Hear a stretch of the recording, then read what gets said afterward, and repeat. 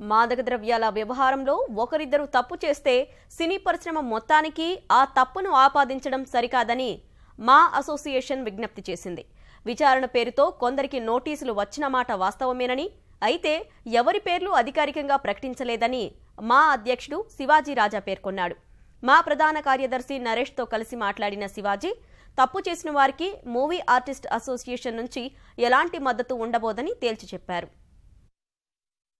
ఇంతమందిలో ఏమాత్రం తప్పు చేసినా మీ లెక్క ప్రకారం కానీ డిపార్ట్మెంట్ లెక్క ప్రకారం కానీ ఒక 10-15 మంది మాత్రమే ఉంటారు. అంటే 0.1%. ఇది ఇండస్ట్రీని మొత్తం ఆపాదించడం అన్నది భావ్యం కాదేమోనని మూవీ ఆర్టిస్ట్ అసోసియేషన్ అభిప్రాయం.